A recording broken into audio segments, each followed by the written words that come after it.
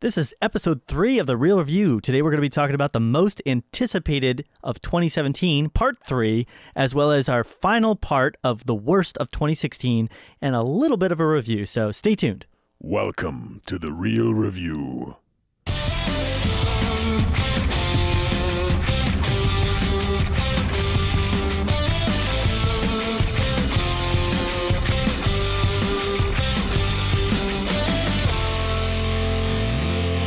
Welcome to The Real Review, sponsored by Parametric and Lazy Ape Studios, where you get some of the latest happenings, real thoughts, and perspectives in the world of film and television.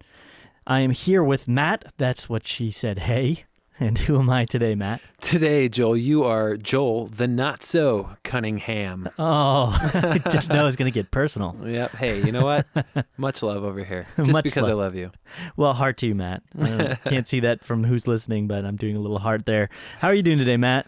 Super. I'm doing great. That is awesome. Well, we are super excited and pumped to be here today, talking with you guys in our third episode. We're going to be, like we said, talking about some of the stuff coming up in 2017, as well as finalizing our list of some of the bad, worst, horrible films that happened in 2016, just some of the train wrecks. Yeah. Yep.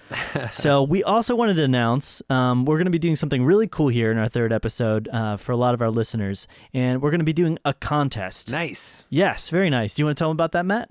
Well, yeah. I mean, it's going to be awesome. We are going to do a giveaway for a $50 gift card to a movie theater of your choice. Oh, yeah. Movie theater of your choice. So it doesn't matter where you are. You've probably got a movie theater somewhere close to you. Yep. So the only thing we're requiring of you, and this is very simple, is basically subscribe to us on iTunes, as well as give us a quick review, and then shoot us an email, and we will enter you in the contest. So for those of you that are listening, you don't know our email address, that's realreviewmedia@gmail.com. Yep. So go ahead, do those two things, send us an email, let us know you did them, and we will enter you in the contest for a $50 gift card, $49 of which is coming directly from Matt. So Yes, exactly. And I'm aiming to win it. You're aiming to win it. I don't know if we should allow ourselves to enter. Okay. Awesome. So, let's get right into it, Matt. How about that? Yeah, sounds like a plan. Cool. So we're going to start this segment off actually with something a little bit special. A lot of our listeners, they may or they may not know, we don't know how much they know about film, about media, about television, how to critique it, how to become somebody that, has a deeper understanding. And one of the things that I have a passion for is not just talking about them, but also helping people learn, okay, how do I understand the language of cinema? So we're going to be doing something that we're calling, or at least I'm calling, the Critic Corner. That's awesome. It's pretty fun, yeah. So we're going to be talking about a concept today, and just briefly, we're just going to touch on this for a minute here, just so you have an understanding of it. And this concept is called verisimilitude. It's a big word. Lots of syllables. Verisimilitude, yes. And basically what this idea and this concept is in film, it makes sense when you see it and when you know it, which is basically it is the reality or the world of the film. It's the reality or the world and the rules that are set up by the film in the way that it's portrayed. So a good example of it being done well and a good example of it being done poorly here. If you look at a good example, we could start with Baz Luhrmann. I can't pronounce his last name. Baz Luhrmann's Moulin Rouge, okay? There's a very interesting film. It's got a very stylistic tone to it, a lot of jump cuts, a lot of close-ups, and kind of zooming in and zooming out, and people are going into song and dance and out of song and dance, and it's very, metaphorical and deep meaning and everything like that, and that's from the very get-go. That's something that's very quickly put into place just from the opening shots of the way the camera's kind of panning through things and jumping to things, and so you get this complete sense that I'm in for a little bit of a different kind of a feel and different kind of a ride. There's a bit of a magic to the world. There's a bit of a difference to the world. Now, an example of it's being done poorly, a very bad verisimilitude in a film, would be an example like Joel Schumacher's Phantom of the Opera. Now, this film had a lot of issues ranging from just script and character to everything, but one of the main aspects that I've had issues with this film, which I'm a huge Phantom of the Opera fan, is the way that it treats the rules of the world that it exists in. So when you start the film, it's a very real kind of portrayal of maybe how something like this would go down. And yes, there's singing, but there's very natural laws. There's very natural rules of the way people interact with each other, the way that the camera moves. It looks like just a very simple, standard kind of way of shooting it. But then we start breaking into a couple scenes where, like when the Phantom first goes down into his lair, they're walking down this hallway and there's these arms, these human arms that are sticking out of the wall holding these candlesticks. And since you've had this sense of just reality prior to that, you're like, where do these hands come from? Why are there hands sticking out of the walls? So it's breaking the rules. Exactly. That it's not real. It's not reality. Another example is later on after he's, floating in the boat. These candelabras, giant candelabras come out of the water. And they're just floating with like fire flames underneath the water or something like that. And so you start to get this idea that maybe they were going for the dream thing, but it doesn't work because they haven't really set up that there's going to be this sense of dreamlike nature to the film at any point. It's been very real up until that point. Right. So that's just a concept for you guys to be on the lookout for when you see a future film and you think maybe, that film tonally just didn't really hit me at the right moment in the right way. Check it out. Maybe it's just idea of verisimilitude for you. That's awesome. Yeah, so hopefully y'all learned something. Yeah, I learned some stuff, guys. So cool. Well, we're going to get into the section now where I think a lot of you are excited for, probably Matt, because I've done a lot of talking here. Well, let's get into our most anticipated in 2017, part 3. Yeah, absolutely. So Matt, why don't you start us off with the film? Yeah, hey, so I had a chance to talk with you a little bit about this earlier, Joel, and I'm very excited because I never knew your position on this, but I'm really pumped for John Wick 2. Oh, I am too. I am really, really excited for John Wick 2. I got to see this movie in the theater, the first one, sorry. I got to see John Wick, the first one, when it came out like 2 years ago. I went with my dad, and it was just one of those things where we were kind of like, hey, let's go see an action movie and Keanu Reeves. Okay, cool. And we went and we ended up leaving like, man, that was a ton of fun. And it hit all the right action notes. And it was just something that was not expected. Yeah. And at the same time, it felt like there was this sense of, plausible like thing that's pushing the main character of John Wick forward. Yeah. And if you haven't seen it, I don't really think this is a spoiler. It's kind of in the trailers, but what initiates the like John Wick going on this mission? Essentially, he's a retired hitman, the hitman of hitmen, I guess, and he gets thrust back in the game through a series of events. One, his wife dies, but after that, his dog gets killed by some gangsters. It's a very sad scene, actually. It's very sad. It's very, very sad, but at the same time, you're like, man, when you hear it, you're like, really, that's what's motivating him to go kill everybody? Yeah. You think, okay, that's a little bit outlandish, but when you watch it in context with what's happening, I feel like they do a good job. And okay, I could see why this would be something that would drive him to do that. Yeah. And it was just a lot of fun. And the trailers, all the promotional material, for John Wick 2, it looks like a bigger, but a lot of the same of what we've seen in the first, which is great. Yeah. There's an aspect of it too. They introduced something called the Continental, which is like the safe haven hotel for hitmen and stuff, which is such a cool idea. And it looks like it's coming back, for the second one. This movie comes out like in a month and a half too. You wouldn't want to accidentally book time at that hotel, I'm imagining on Expedia.com or something. It would just be a big, big mistake. Yeah.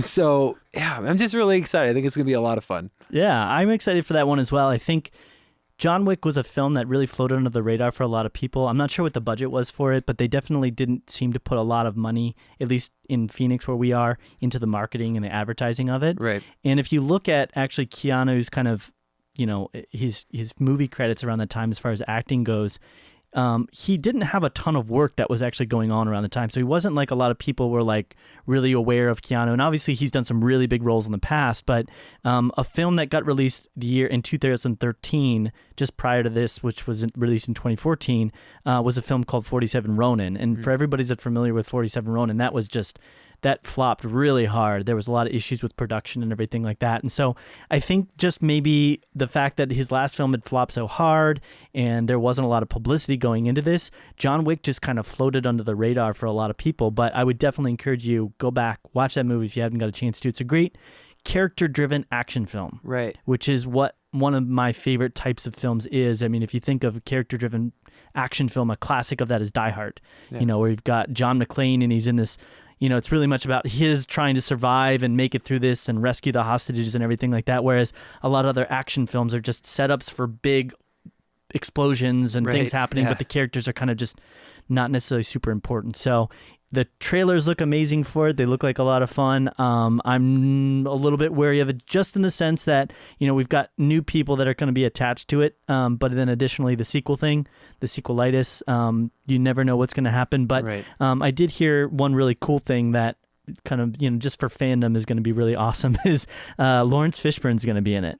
Oh, so it's going to be reuniting the Matrix cast a little bit. And this is my I thought Keanu was this was the best that he had done since the Matrix. As far as just acting is concerned, he still has like little Keanu isms that he does, but I just loved him the most in this film. Yeah, I'm really excited for it, and we'll see how it goes. I know that the director, this is kind of I think this is.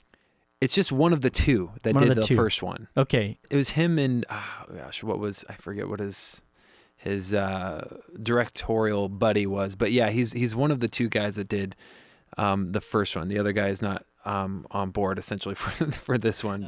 We had David Leitch, which he's uncredited. So we'll see how this goes. We'll see if it's, turns out to be as good as we're hoping that it'll be. All right, Joel, what is next on our most anticipated of 2017 list? Yeah, so next we have a sequel like a lot of the films that we're talking about here today, but a sequel that has been many years in the making, at least in regards to actually getting a film made. Now, there hasn't been necessarily a lot of work being done about getting it made, but I'm talking about a film called Blade Runner 2049, and this is the official sequel to the original Blade Runner film, which for a lot of people is considered a seminal classic of science fiction, and basically one of the best, if not the best, science fiction films ever made. So the interesting thing about this is at least for us, they released the trailer just a bit ago. We're going to be releasing these recordings a bit after this, but we're just starting now to get some visuals and some style and some ideas of what the film's going to look like. And this was a film that I was very hesitant about, mainly because the first film is it's a classic, and it's really hard to obviously do a film that follows up something like that and do it in a way that's not only similar to the tone and the feel and the style, because so many years have passed since the original one was made, but also can successfully pull out story elements that are interesting enough that aren't going to like spoil prior elements of the story and everything like that. So I'm excited about this. They have a team on board for it that it's like, if this team can't do it, then, this crew can't do it, then I don't really know who could. Right. The director is Denis Villeneuve. I think it might be Denis Villeneuve. Denis Villeneuve. Yeah. I should probably look up the pronunciation of some of these people. It's entirely fine. I get confused all the time, but this guy has some serious credentials. He does, yeah. And he just came out with a film which just blew us all away this year, which is Arrival. Incredible. Last time we talked about this, I hadn't seen it, and now I have seen it, and it is probably one of my favorite for 2016. It really is a great film, yeah. And so he's teaming up with another guy who he's worked with in the past, who does outstanding visuals, and this guy's name is Roger Deakins. He's a cinematographer. And if you know Roger Deakins, you maybe have heard his name before. He is one of the preeminent, if not the preeminent, cinematographers in the world.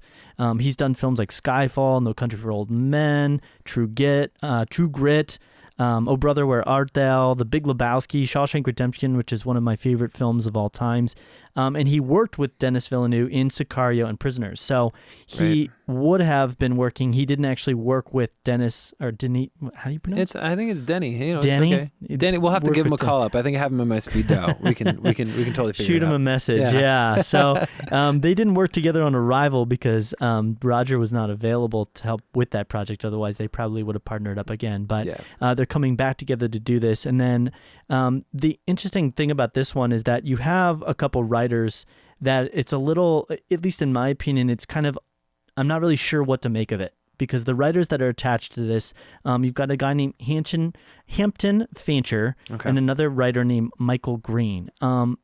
Both of them are a little bit... So Hampton wrote the original Blade Runner, so that's some good, credits and good connection there, but he really hasn't done much since then. He was attached to a film called The Mighty Quinn and The Minus Man, neither of which really did much of anything. And then he did some work as well with the different cuts of the Blade Runner films. Obviously, there's like 5 different cuts that we know for the Blade Runner movie, the original. But then Michael Green has a very interesting kind of background, if you will, for writing. He's primarily done TV. As of the recent times, he's broken more into film. He did Green Lantern, which is a huge just red flag for me. But he also then has somehow managed to work his way into these bigger projects. So he did Logan. He's done Alien Covenant, which he did the story for that one. He's doing the remake for Murder on the Orient Express as well. And so it'll be interesting to see what this writing combo of the two of them kind of puts together. They never worked together. We don't know what they can do. Hampton, I have confidence in just with the Blade Runner world, but Michael, I don't really know. I've got maybe one bad one and then a couple potential good ones that are going to be coming out in the future. And then obviously, composing and music is going to be really important to this. The score is being done by a guy named, again, I'm probably going to butcher this, Johan Johansson. Okay. He worked with Dennis, or I can't get it right. It's going to be Denny. Denny or Dennis. Yeah. It's one of the two. He worked with Mr. D on Arrival and Sicario, and he's done a bunch of other projects. He did Prisoners and The Theory of Everything. He's not like huge when it comes to composing and doing the music for films. He is really good, though. I would say that with Arrival, the soundtrack wasn't like, it didn't blow me out of my seat, but it definitely fit. And it definitely helped setting the mood at different times when it needed to. And I think with that, he's got a bit of experience. I was listening to the actual soundtrack itself, and there is some good sounds that kind of mix in with Arrival and kind of give you that feel and that tone of the film. And then obviously here, one of the biggest aspects is casting. Right. It's a huge thing. The original had Harrison Ford and just an amazing role, an amazingly complex character. And they're adding a new person here, Ryan Gosling, who seems to be like basically the main character, the main protagonist that we're going to counter a lot of, the different elements of the story through. And then Anna de Armas is going to be joining as well for this. And then you've got Jared Leto on board, who's done some really good work and some maybe not so good work at times, but mostly really good stuff. Mackenzie Davis, who I actually am a big fan of. Robin Wright, I'm a big fan of as well. She's going to be in Wonder Woman. She's, been in House of Cards. Right, yep. Was on Forrest Gump as Jenny, So there's some really good cast. There's some really good potential director and cinematographer work there. I would say, I said this in the beginning, if this crew can't do it, I don't know who could. Right. I would say with the exception of the writing team. So what are your thoughts? Right.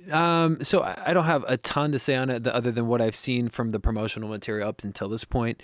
I think it looks beautiful. Mm-hmm. Obviously with Deakins on it. And like you're saying, he's just kind of premier top-notch cinematographer. So even if it's a terrible movie, if he's the cinematographer, the movie's going to look really good. Yeah, absolutely. And you can tell. Right. And like you said. Yeah. And with just not knowing this, so I haven't seen the original. I know. Oh. But let me just say that this is making me interested to go back and watch it. Yeah. Because it does look really good. You have kind of a grizzled out Harrison Ford coming back, which last time we saw that happen was for Star Wars. And I was like, all right, let's do this thing. But I haven't seen it. So it's kind of initiating that, hey, let's go back and check this out so I can get a better feel for what's going to happen. Mm-hmm. As far as the writing thing, I think probably the Hamptons situation, I think that's specifically to make sure everything connects to the world that he helped create with the original. And then maybe adding story elements, but I think it's in good hands. Mm-hmm. Overall. I think you're right. The writing team is really, or just the team overall is going to be good. Just bringing it all together. Yeah, absolutely. I think my hopes are higher for it, especially after having seen the trailer. Ryan Gosling can do a great dramatic, role, and he's done good at kind of pretty much every project I've seen him in. He's at least always an interesting character and done a great job sort of embracing whatever role he gets into. So visually, I think they did a great job setting the tone already with the trailer.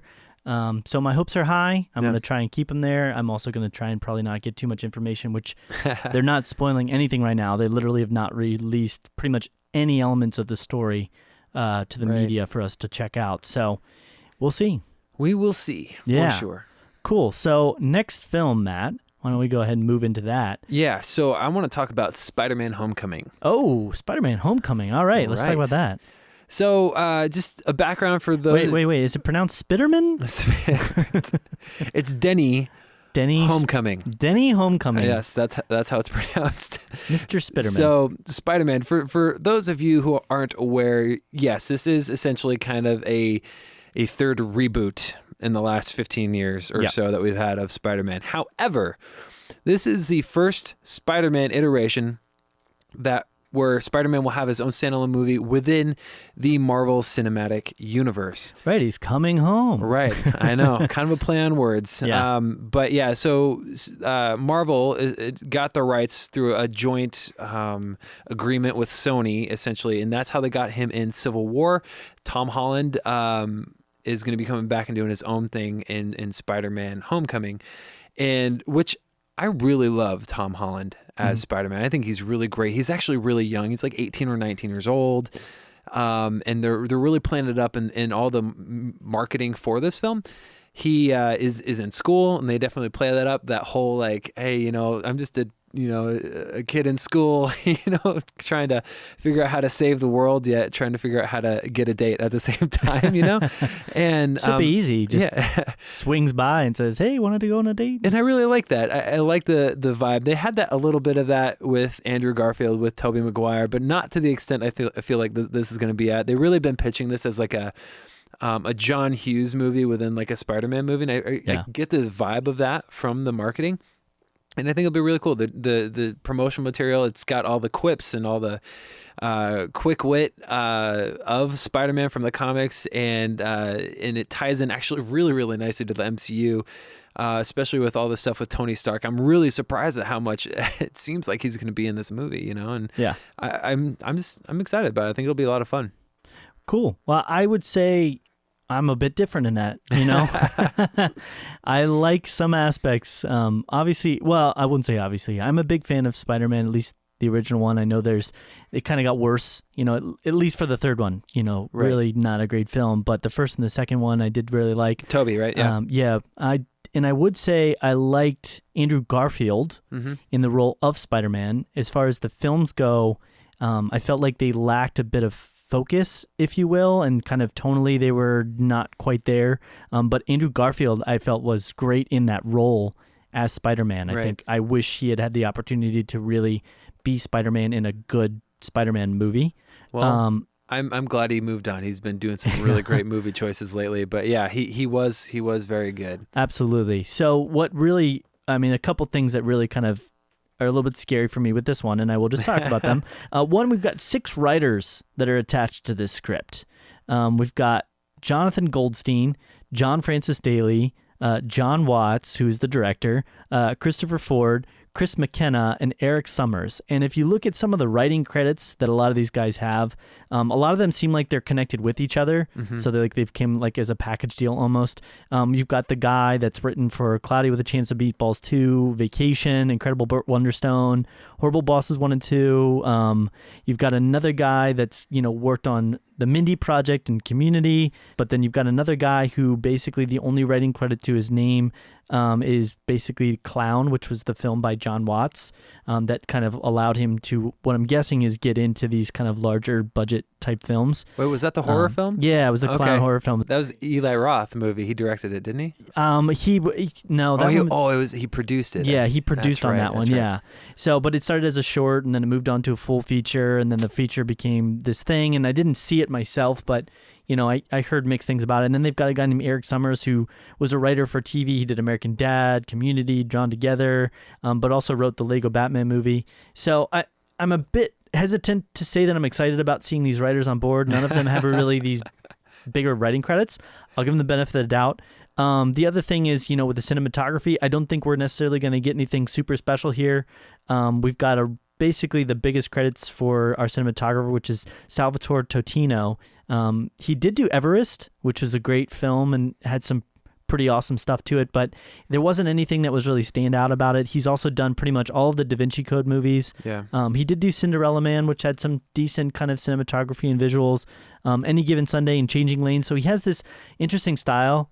He does this weird thing where his style sometimes can almost feel a little bit like suspense horror to me, and it kind of just the way that he uses his different like shots and jumping in or jumping out or things like that. But I think a lot of that would probably also depend upon John Watts, how he's going to want to do that.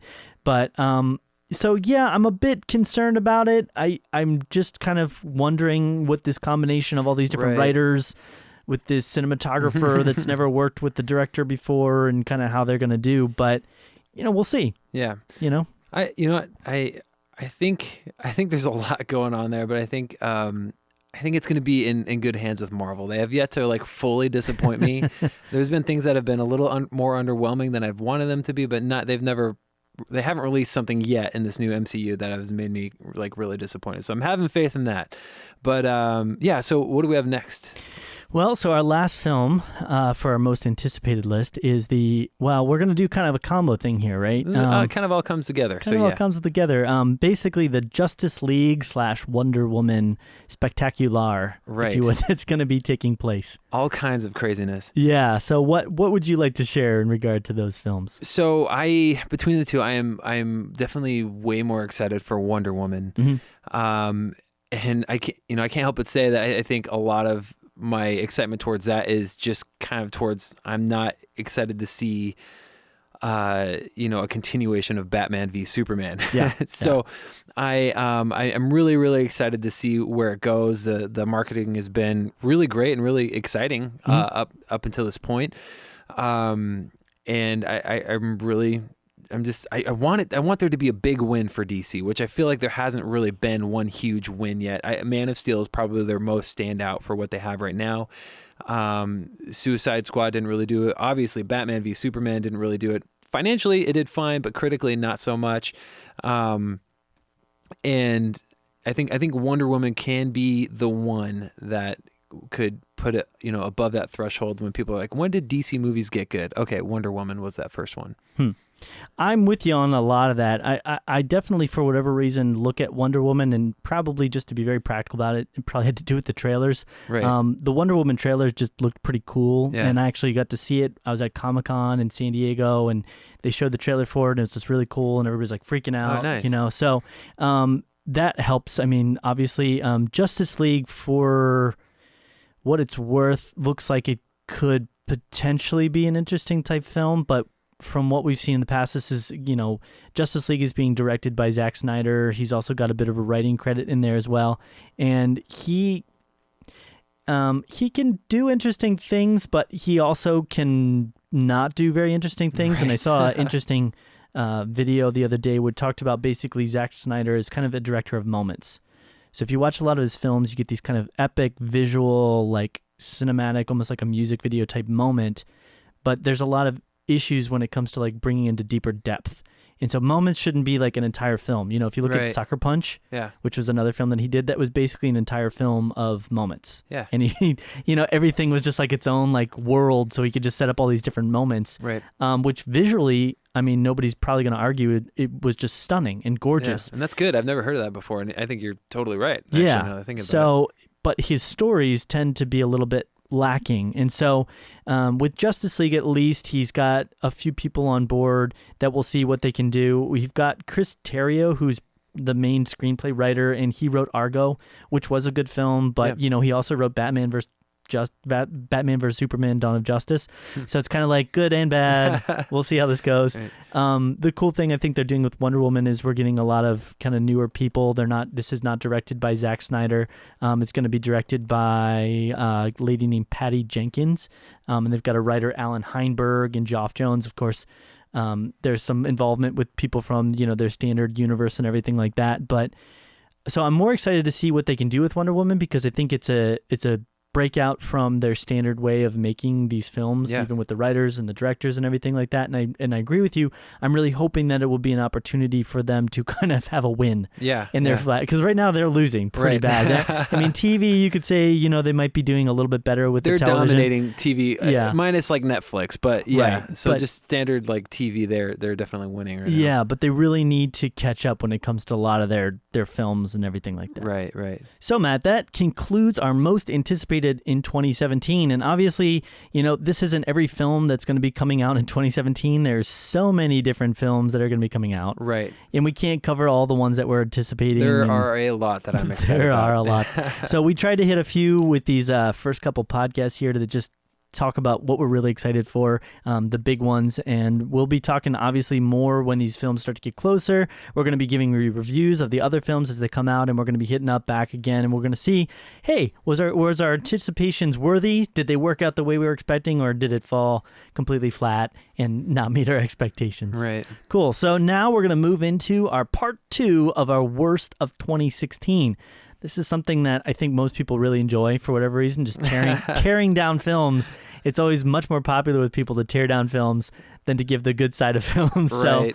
So yeah, why don't you start us off, Matt? What's our first film that we're going to be tearing down today? Right. So this wouldn't necessarily go on my list, but I know you feel differently about this film than I do a little bit. But Suicide Squad. Yeah. Okay. So absolutely. So Suicide Squad, and just so people know out there, I didn't mind Suicide Squad that much. It wasn't particularly like great or even good for that matter, but it had some entertainment value. Although I can admit that it did have some major flaws, and it was definitely apparent, and it wasn't, the good wasn't able to outweigh a lot of some of the issues that were there. The cast I thought was fantastic. Everybody. There are some moments where each character, I wish they may have tried to make different choices possibly that didn't fit their character at the time, but for the most part I really enjoyed it. I liked Will Smith in it a lot, Margot Robbie. I even liked Jared Leto's Joker. Mm-hmm. I think it was a good squad and not so good movie. Yeah. You know what I mean? Yeah, totally. Like if they were in a better movie, had maybe a different editor also, it would have made all the difference. By editor, do you mean studio? Well, I think maybe just all of the above. Yeah. I remember there were a lot of rumors and things going around about a lot of the reshoots that were happening in it. Yeah. Now I understand, and everybody listening out there needs to understand that reshoots are not uncommon. No, reshoots in a big studio movie, they are budgeted for and they are planned. Yeah. It's when you get into like how extensive the reshoots are, when you have to refilm half your movie, that's not a good situation. Yeah. The only movie that I know of that's been able to pull something like that off that I enjoyed was World War Z. Mm-hmm. They actually had to rewrite and reshoot their whole like last third of the film. Yeah. And I thought it worked in its situation for the most part. Mm-hmm. But Suicide Squad, I wouldn't say it's really terrible, but definitely has a lot of issues. And Joel, you feel differently. Where are you coming from on this? So I gave Suicide Squad in my mind when I was just seeing the previews and everything a really high potential. I was just super psyched. I was like, oh my gosh, it looks like they're finally trying to do something that's like a little bit different. You thought this was going to be the DC movie. I thought it was going to be the standout flagship DC movie that was going to be like, they finally make good movies. And boy, was I wrong about that. So I will say this. I agree with you in the character front. I think the characters were interesting. I felt like at least who they set them up as being in the script, there was a lot of potential there, but I felt like 90% of it was wasted potential. And I think that's really what just ticked me off about this film so much, is that it really felt like wasted opportunity and wasted potential, because I felt like almost what they were doing in a weird way was making a second film, where they should have started off with the first film where we can get grounded in the characters and we can see them sort of become this Suicide Squad together. Right. But instead they ended up going into like 4 or 5 different plot lines with so many different characters going in so many different directions that I wasn't sure exactly which plot line was like the most important one.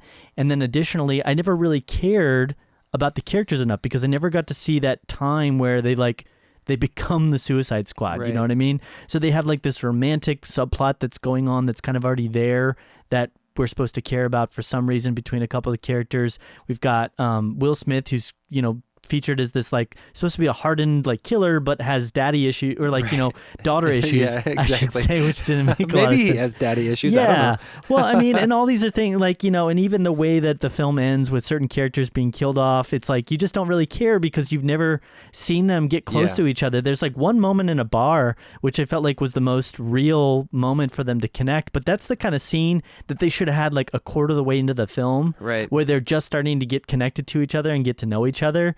And it felt like what they could have done here was pretty much just get rid of the entire like magical, that was the other thing, the magic type element just was like, where is this coming from? Get rid of the entire magical element and just make it a straightforward story about the Joker trying to get back Harley Quinn. Right. And they have to go into the city, drop off Harley Quinn and rescue this lady that, works for the government, and just make that the plot. And then you can kind of show them getting there and the, things they have to go through, and they have to work together. You could even have this kind of moment at the end where Harley Quinn has to decide, is she going to turn on the Joker? Is she going to turn on our team? And it could be this kind of will she, won't they kind of thing, or will she, won't she? So it just felt completely wasted. It felt like, again, they were just like throwing out all these different ideas for like, well, that would be cool, and that would be cool, and that would be interesting, and special effects would be great here. So yeah, it just really ticked me off. Yeah, I didn't feel the same, but that's totally fine. I had a little bit of fun. You're right though, that bar scene that was really, really good. Yeah, I wish more moments like that had happened where it should really put the characters together in a position where they could just get to know each other. Yeah, and you did it at the very beginning, and it really felt like what ended up happening. And this was another film that I got to be a part of, just at least seeing the cast and everything like that when I was at Comic-Con last year in San Diego. You keep bringing that up, I'm man. sorry, it's like you're rubbing it in here. I'm- I didn't get to go, and Joel is always like, "Hey, so at Comic-Con, Yeah, I get well, to it's do a this." big deal, It's hard to get those tickets these years. But hopefully next year, Matt, you can join us out there. But we'll try. Yeah, so we got to see a lot of the promotion that they were kind of doing out there. And when I had first approached it in a lot of the previews, it really had been about this whole cast and ensemble of characters in this kind of quirky world. And it quickly became obvious that there was basically two characters that they wanted to make this film about, which is basically Margot Robbie and Will Smith. And in all the different interviews and everything that they were doing, like Will Smith is just sitting there like dominating the conversation and saying all the different things. And even in the very beginning of the film, I think that played out where you see that basically the film jumps right to Will Smith and Deadshot. Right. And it's like, this shouldn't be about just his character. Yeah. It's about a group of people. You know what I mean? It's about all the group coming together and doing this as a bad team, basically, the anti-hero type team. Yeah. And so they ended up focusing a little bit on his subplot more than everybody's. And some of the characters, you didn't even know most of their story. They're just kind of like, oh, well, I happened to kill my entire family accidentally, with one of the characters. And it's like, oh, well, that would have been nice to maybe get more into. Right. So yeah, that's all I've got to say about that. Oh, okay. Well, that's definitely understandable. So what do we have next, Joel? What's on your list for worst of 2016? So the next film we have coming up, and Matt, I'm pretty sure this is a film you actually did not get a chance to see, but It's one that I went into not trying to have an opinion one way or the other. I'm a fan sometimes of these kind of other world type movies where they kind of set up a separate different world that's maybe exists within our own, but apart from it, like Narnia, I thought was great, and other films of that nature. This was a film, it's called Miss Peregrine's Home for Peculiar Children. Ah. Yes. So just as an outsider's perspective, and it kind of looked like it was going to be Tim Burton's version of X-Men. Yes, and I could see something like that. They also brought on the writer who did X-Men Days of Future Past and X-Men First Class. It just didn't turn out. No, it really did not turn out to be that way, unfortunately. Okay. That makes me sad. So the thing you'll learn about Tim Burton is he's not, at least in my opinion, he is not really, he did a couple films where he did some action, Batman, Batman Returns kind of movies. And some of his films do have like action-y elements, like Beetlejuice had some action-y elements in it and things like that. And even maybe Edward Scissorhands has a couple moments where things get a little intense. But he's never been one for me that like the action of his films is really stand out. Even if you watch the original Batman movies, most of the fights are choreographed, really cheesy, simple little fights. Right. And so if you're trying to do a film and make it like X-Men, you need to know action and you need to know how to make stakes rise. You need to know how to make it interesting to see these characters and put in situations of peril and everything like that.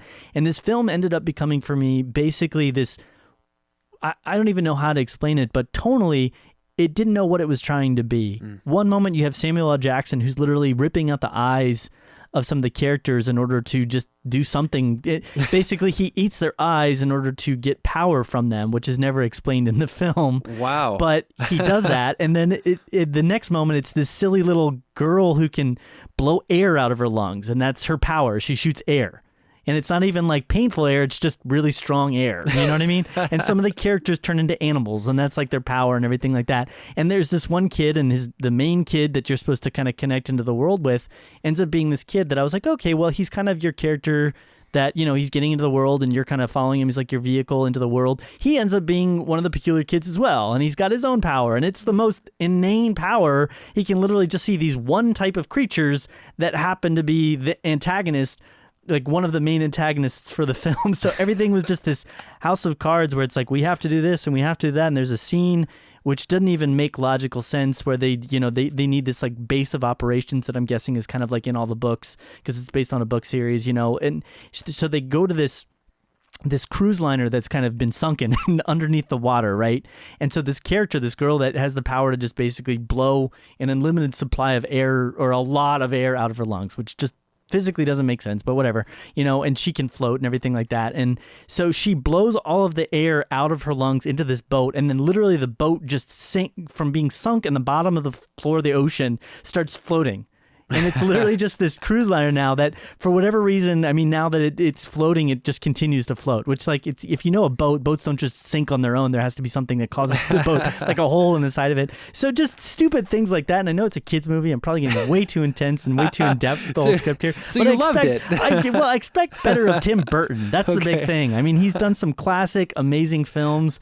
And I know that, you know, he's in his later years here, he's gotten a little bit off with a lot of types of stuff. But, you know, I would have expected better from him. Gotcha. Matt, do you have any thoughts? No, I don't. Tim Burton has always been a guy where you can spot his aesthetics, you know, a mile away. Like, you know instantly, oh, that's a Tim Burton thing because it just looks like a Tim Burton thing. And usually you'll be right.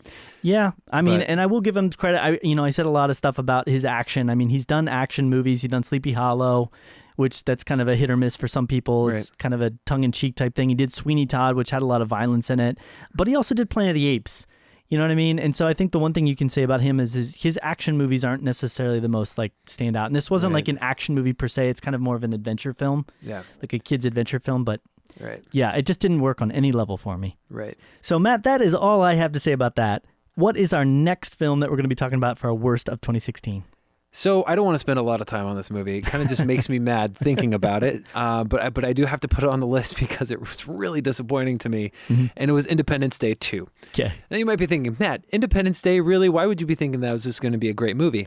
Well, I will tell you why. Because Independence Day 1 was so much fun. Yeah. And it kind of stood the test of time a little bit in terms of, you know, as far as action, even the visuals were actually pretty good in how they've, you know, for the time transposed. For sure. They've transposed a little bit. The model work was good. So they relied very little on like the CG element. Yeah, very little.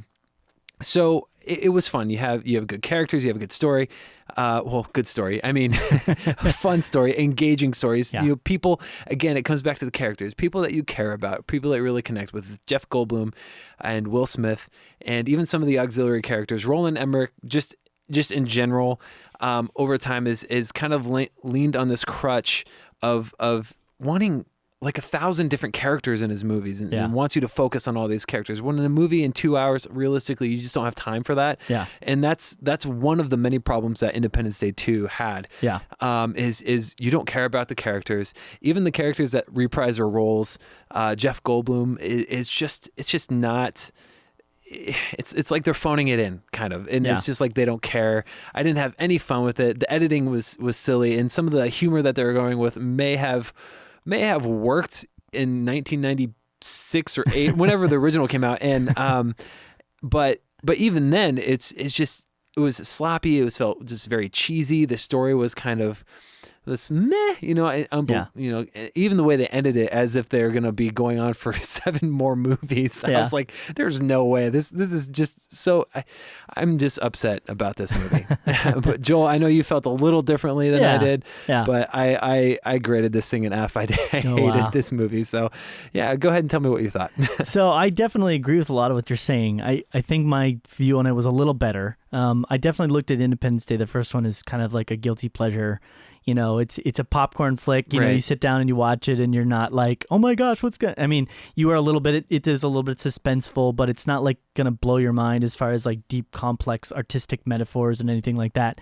So, but it was enjoyable. It had good humor and had good fun. And I felt like this movie, I wasn't expecting a whole lot. I wasn't expecting to go into it with it kind of blowing my mind. I knew it was a 2-part thing, and I knew that they were going to be setting up a lot of elements to kind of expand the universe, but I felt like the film did a good enough job in my mind, at least being a self-contained film, and I would very much agree with you that I think one of the weaknesses of this film is the characterization and the way that they treat the characters, whereas in the first film, the characters are interesting and they're fun and you feel like you could relate to them and connect with them and, you know, grab food with them or something, whereas in this film, they kind of all just seem like characters that are kind of acting out this scenario that's being played out before them, but I still enjoyed the action. I didn't feel like there was any elements to the plot that completely just were like, okay, well, that's completely unrealistic. I mean, you're talking about aliens coming down from another planet and their technology and shields and, you know, flight and anti-gravity stuff. So it's like, there's going to be a realm of like, again, verisimilitude. I understand the rules of this world are going to be a little bit different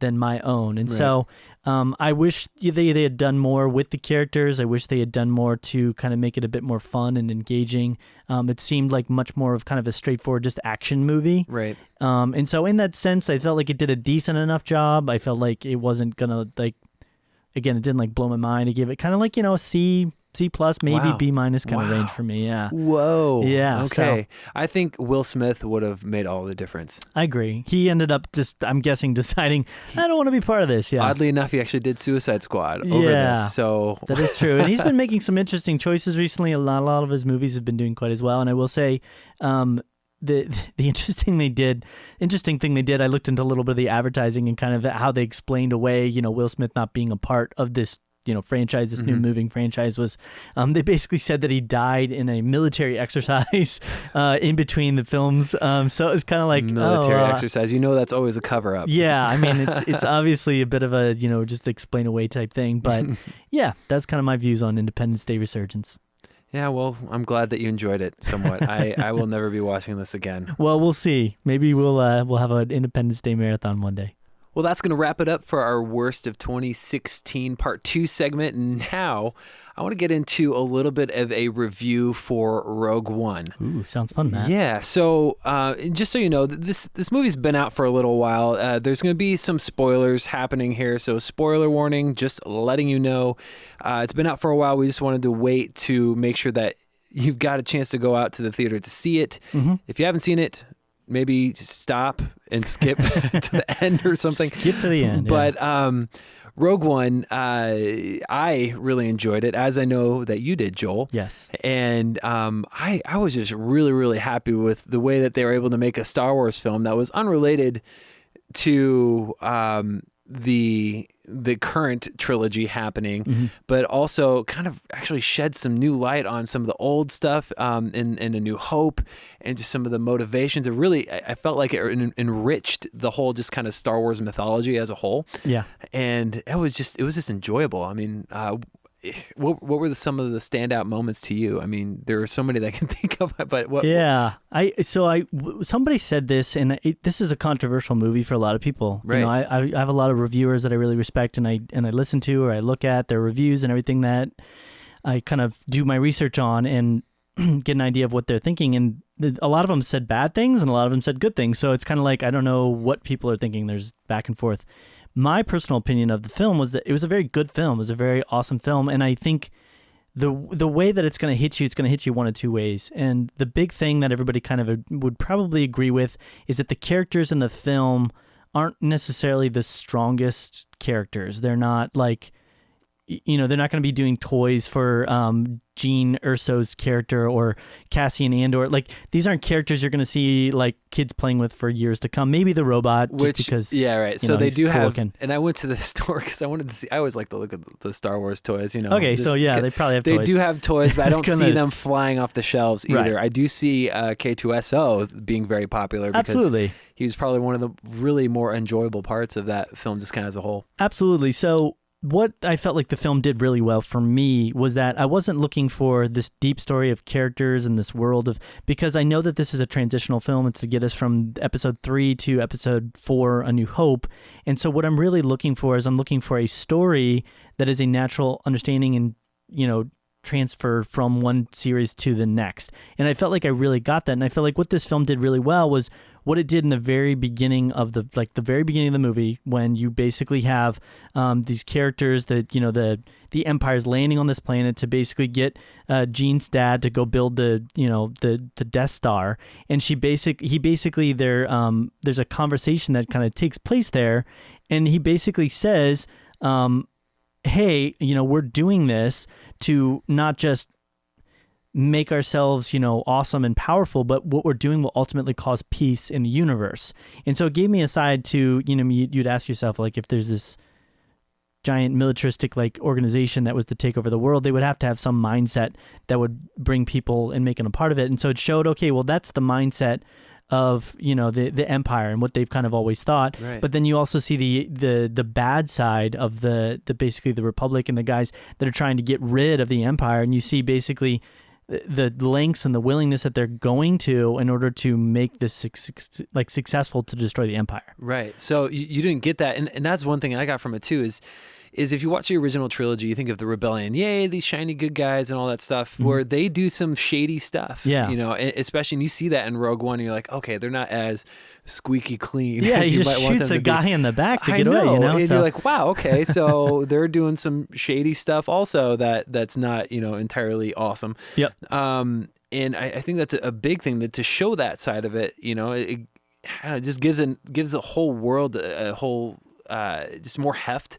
At the same time, and I do need to say this too, because I've been getting into some heavy in the Star Wars canon and lore and all this. I've been reading books and getting into some of the side, canon things. And man, this film, and I think one of the biggest things that people might come away with it as is, yes, the characters, they might seem a little two-dimensional. Yeah, a little flat, maybe. And I think that's okay for this film. Me too. I agree. And some people wanted more. I did read the book Catalyst by James Luceno that essentially it's the events leading up to Rogue One. The prequel. To the prequel, right.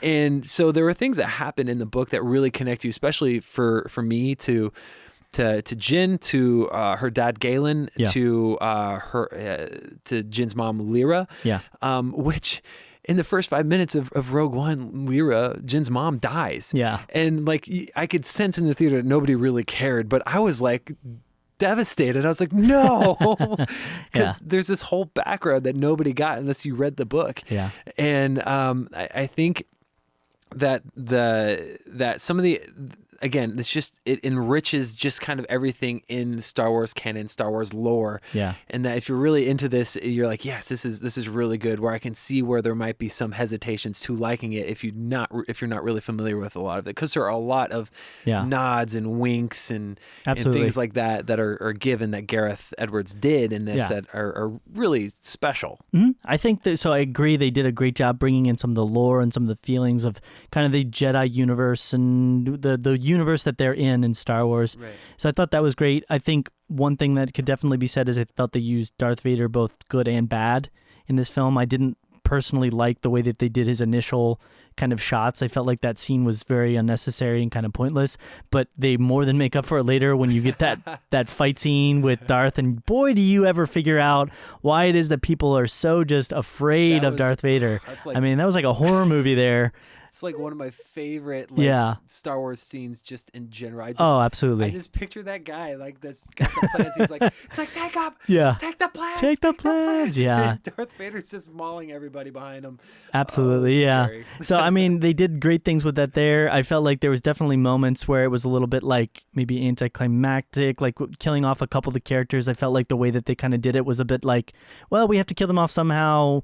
I would have liked to see a couple different things happen, especially when, they're blowing up certain. I don't want to spoil anything, but they killed one character by blowing up a spaceship. You know what I mean? And I'm kind of like, why didn't you just like let him do something instead of just basically sitting there and being like exploded? So overall, I really enjoyed it though, and I felt like what this movie does and what it needed to do is, if you watch this film and then right after that you go and you watch A New Hope, that movie is going to have so much more depth and so much more weight to it that if you watch A New Hope, the original, Star Wars film, which is a great film, but is kind of more just an action. It's got great characters, it's got great story arc, but there isn't necessarily that huge amount of depth that went into like the sequel, and the third film, the Return of the Jedi, because they had really only made this one film.